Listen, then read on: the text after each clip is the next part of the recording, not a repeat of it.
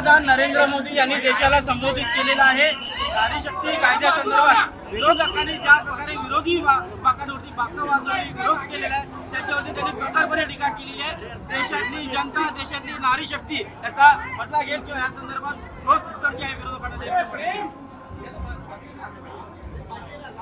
कालचा दिवस हा देशाच्या इतिहासातला अतिशय दुर्दैवी दिवस होता आणि मी म्हणेन की हा देशातला काळा दिवस कालचा होता, कारण या देशाचे यशस्वी लोकप्रिय प्रधानमंत्री नरेंद्र मोदीजी यांनी नारी शक्ती वंदन विधेयक, महिलांना लाडक्या बहिणींना 33% आरक्षण देण्याचं विधेयक सभागृहामध्ये आणलं आणि या देशामध्ये नारी शक्तीला, आमच्या लाडक्या बहिणींना एक न्याय देण्याचं, त्यांना आत्मनिर्भर करण्याचं, त्यांना आत्मसन्मान मिळवून देण्याचा प्रयत्न देशाचे प्रधानमंत्री नरेंद्र मोदीजी यांनी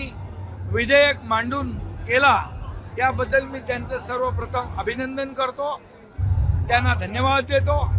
काल खऱ्या अर्थाने सर्व विरोधी पक्षांना, काँग्रेस, इंडिया अलायन्स यांना एक संधी होती की या नारी शक्तीचा सन्मान करण्याची संधी होती, परंतु नारी शक्तीचा सन्मान न करता त्यांनी विधेयक हाणून पाडलं आणि त्यांचा खरा चेहरा लोकांसमोर, देशासमोर आला।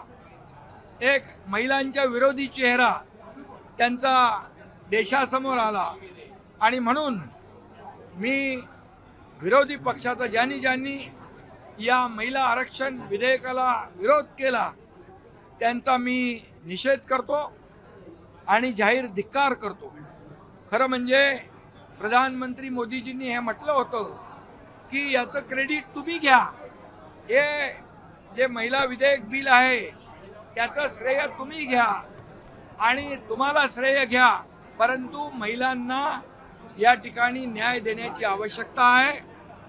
एक दलित, शोषित, पीडित, सर्वसामान्य लोक वर्गातल्या महिला यांना न्याय देण्याची संधी विरोधकांच्या हातात आली होती, परंतु त्यांनी ती संधी गमावली। त्यांनी त्यांचा खरा चेहरा लोकांसमोर आलेला आहे आणि महिला विरोधी चेहरा त्यांनी या देशाने पाहिलेला आहे। आणि म्हणून महाराष्ट्रातल्या लाडक्या बहिणींना जसं विरोधकांनी विरोध केला आणि लाडक्या बहिणींना त्यांना खोडा घालणाऱ्यांना जोडा दाखवला, तसं या देशातल्या लाडक्या बहिणी या विरोधकांना धडा शिकवल्याशिवाय राहणार नाहीत, एवढंच मी या प्रसंगी सांगतो। आणि मोदीजींनी हेही सांगितलंय की या लाडक्या बहिणींना न्याय देण्यासाठी ज्या अनेक योजना त्यांनी केल्या, या योजना महिलांना आत्मनिर्भर, आत्मसन्मान मिळवून देण्यासाठी केल्या। आता या आरक्षणामुळे महिलांचं आवाज बनून लोकसभा, विधानसभेमध्ये न्याय देण्याचं काम त्या केलं असतं, परंतु हे दुर्दैवी प्रकार या विरोधकांनी केलेला आहे, म्हणून त्यांचा पुन्हा एकदा मी निषेध करतो। लोकसभेत आवश्यक मतं मिळाली नाही, लोकसभेत आवश्यक मतं मिळाली नाही याचा अर्थ आम्ही हारलो नाही असं मोदींनी म्हटलेलं आहे।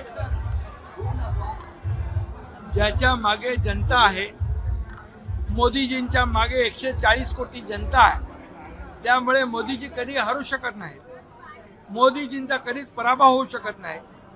मोदीजी या ठिकाणी जे त्यांनी सांगितलं की हे सर्व अडथळे महिला आरक्षणामध्ये येतील ते आम्ही दूर करणार, पण महिलांना आरक्षण मिळवून देणार, हे खऱ्या अर्थाने जे म्हटलंय त्यांच्या पाठीशी शिवसेना देखील आहे खंबीरपणे। एनडीएचा घटक पक्ष म्हणून आम्ही राज्यभर, पूर्ण देशभर आज या महिला आरक्षणाला ज्यांनी विरोध केला त्यांचा निषेध केलेला आहे। प्रधानमंत्री कह रहे हैं कि कुछ लोगों ने एनडीए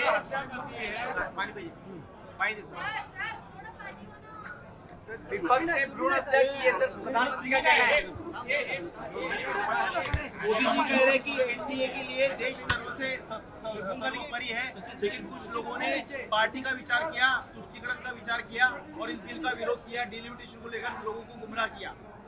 प्रधानमंत्री नरेंद्र मोदी जी ने जो महिला आरक्षण विधेयक लाया था, उनका एक सपना था कि नारी शक्ति को मजबूत करे, सक्षम करे और उनको आत्मनिर्भर आत्मसम्मान मिले। और तमाम महिला शक्ति जो है 50% उसकी आवाज़ बनकर लोकसभा और विधानसभा में आवाज़ उठाए। इसलिए उन्होंने जो महिला आरक्षण विधेयक लाया था, इसके लिए मैं उनका अभिनंदन करता हूँ। शिवसेना ने उनको ये विधेयक को समर्थन किया है, पूरी तरह सपोर्ट किया है और ये नारी शक्ति को सम्मान देने का, न्याय देने का मौका विरोधी पक्ष के पास आया था। कांग्रेस और इंडिया अलायंस को मिला था मौका, लेकिन उन्होंने वो मौका गंवाया है। इसलिए मैं उनका कड़ी निंदा करता हूँ, उनका जाहिर निषेध करता हूँ। और इस बार सिर्फ उन्होंने राजनीति देखी है, वोटों की राजनीति की है।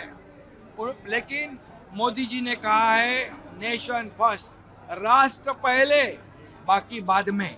लेकिन विपक्ष ने राष्ट्र और महिलाओं का सम्मान नहीं करना, ये दुर्भाग्यपूर्ण है।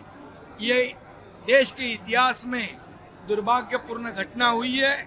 कल का दिन देश के इतिहास में काला दिन था और इसलिए मैं इतना ही कहूँगा, मोदी जी ने कहा है कि वोट जो संख्या कम मिलना ये हमारा पराभव नहीं है, ये विपक्ष का पराभव है, ये विपक्ष की हार है। उनका असली चेहरा लोगों के सामने आया हुआ है। इसलिए महाराष्ट्र में जैसे लाडली बहनों ने जो लाडली बहन योजना को विरोध जिन्होंने किया, उनका जैसा हाल किया, वैसा ही हाल ये नारी शक्ति बिल जो विधेयक है उसको जिन्होंने विपक्ष ने विरोध किया है, उनको सबक सिखाने का काम ये देश का महिला वर्ग करेगा, हमारी लाडली बहना करेगी और प्रधानमंत्री मोदी जी के साथ पूरी तरह ये लाडली बहना जो डट कर खड़े रहेगी, यह विश्वास मुझे